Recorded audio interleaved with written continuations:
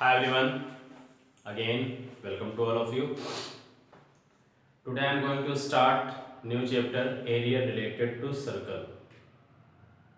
Chapter number 12 of class 10th standard.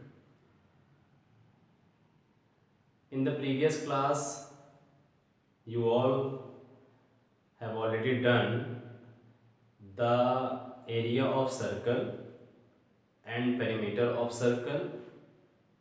After that section of circle. So basically in this chapter discuss about between sector and segment cut off portion of the circle. तो एक circle का जो आपका cut off portion है उसके according हम लोग को उसका क्रॉस सेक्शनल एरिया, उसका सेक्टर, उसका सेगमेंट, इस तरह के क्वेश्चनों को डिस्कस करना है। बट फर्स्टली सर्किल से रिलेटेड जो बेसिक प्रॉपर्टीज होती हैं उसको हमको क्लियर करना है। तो सर्कल बेसिकली एक प्लेन फिगर है, जस्ट लाइक व्हील बैरो BARROW, लाइक एक ठेले का पहिया, व्हील बैरो। एंड ब्रूचेस BROOCHES, ब्रूचेस एक तरीके की पिन होती है जिसको हम लोग पिन के ऊपर का एक पार्ट जो एक तरह से हो जाता है जिसको हम लोग थंब से इम्प्रेस करते हैं। तो इस तरीके के जो सब डिफरेंट शेप हैं वो क्या है, एक तरह से शेप ऑफ सर्कल है। अब शेप ऑफ सर्कल में फाइनली इसका एरिया और पेरीमीटर भी आता है। तो एरिया ऑफ द सर्कल की डेफिनेशन आप क्या दे सकते हैं? Occupies space of the figure is called area. तो पर्टिकुलर किसी भी फिगर का, वो फिगर प्लेन फिगर में हो, रेगुलर फिगर्स के शेप में हो, तो प्लेन फिगर में आपके पास सारे फिगर आते हैं। रेक्टेंगल भी आएंगे, ट्रायंगल भी आएंगे, स्क्वायर है, क्वाड्रिलेटरल्स है, एंड रोम्बस है, पैरेललोग्राम है, ट्रेपेजियम है, एसेट्रा एसेट्रा।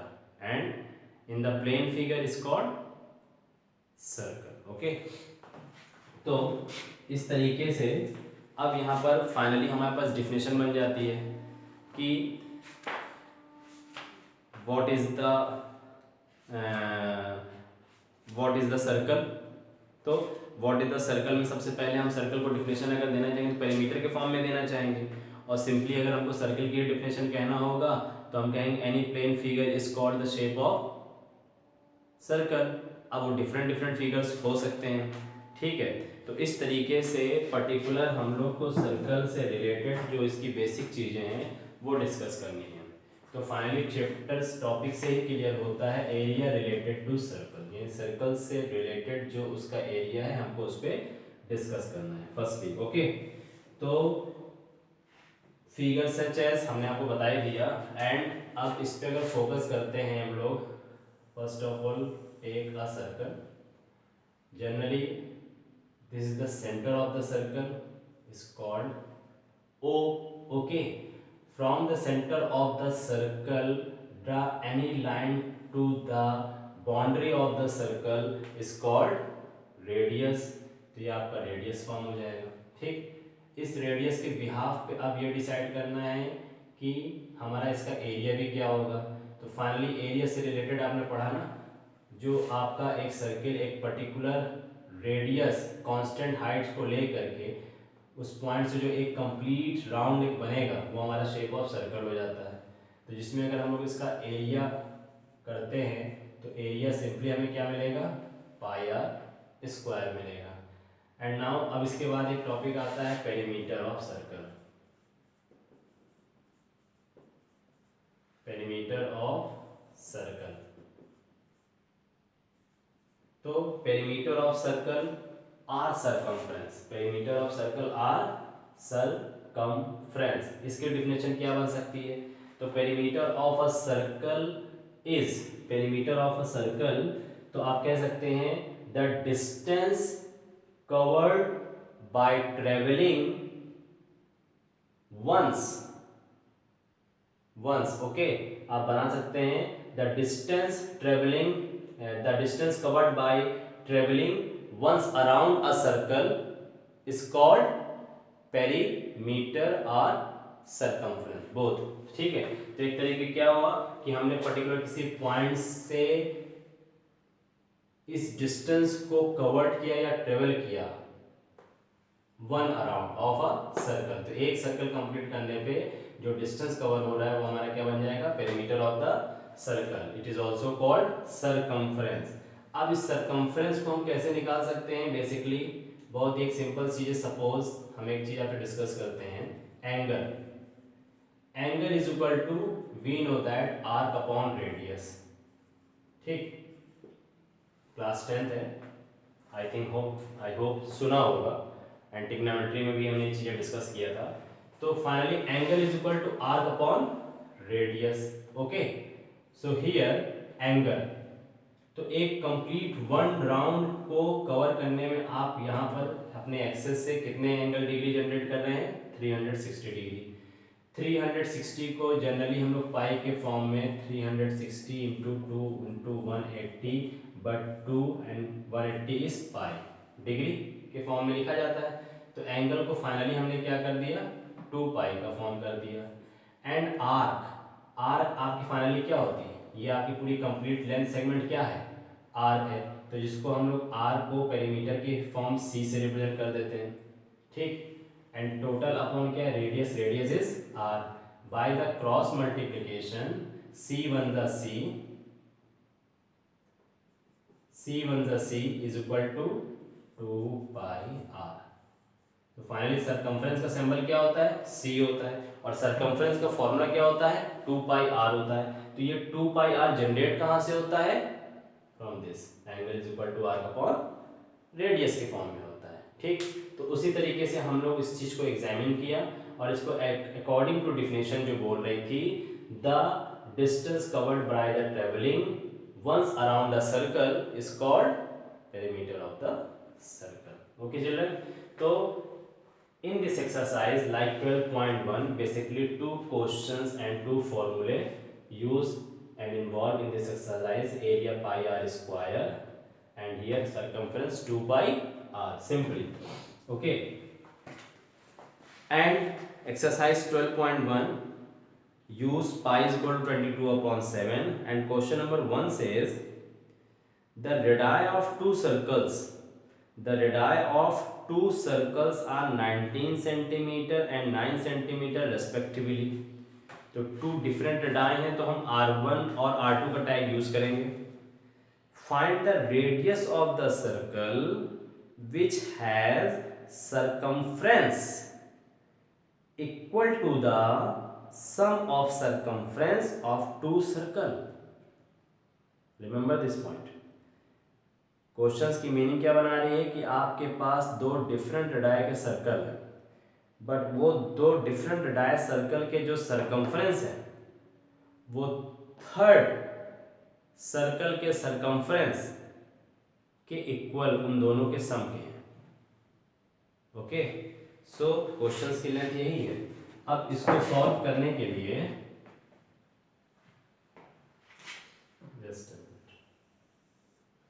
क्वेश्चन नंबर 1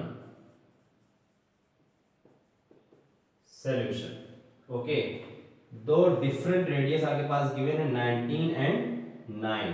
तो फर्स्ट ऑफ ऑल इसको मैथमेटिकल फॉर्म में रिप्रेजेंट करिए। R1 of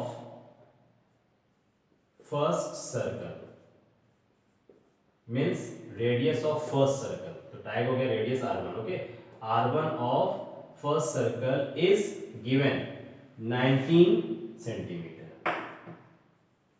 Okay, and again similarly radius R2 of second circle is 9 centimeter, 9 centimeter.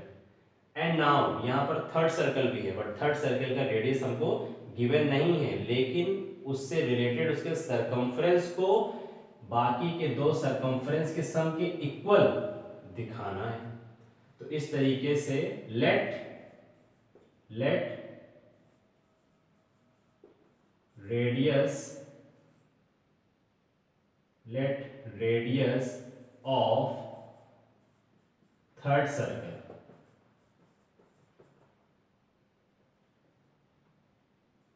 B R3। Any problem? तो first circle के लिए radius R1 हुआ जो 19 centimetre given है, सेकंड सर्कल के लिए R2 रेडियस 9 सेंटीमीटर गिवन है, बट थर्ड सर्कल के लिए रेडियस गिवन नहीं है, तो हमने क्या लेट कर दिया इसको, R3 लेट कर दिया। आफ्टर दैट इन सब चीजों के बाद हमको फोकस करना है सरकमफ्रेंस। सरकमफ्रेंस में हम सबका सरकमफ्रेंस निकालते हैं, okay.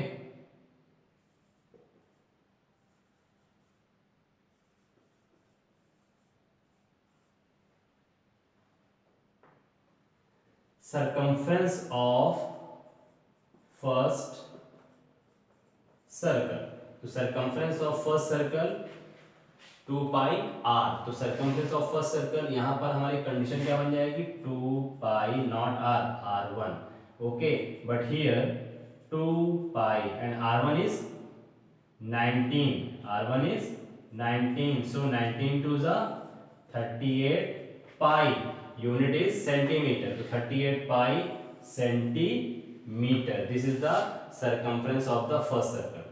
Similarly, circumference of second circle is equal to 2 pi r2 is equal to 2 pi r2 is what, 9 centimeter, then 9 to the 18 pi centimeter.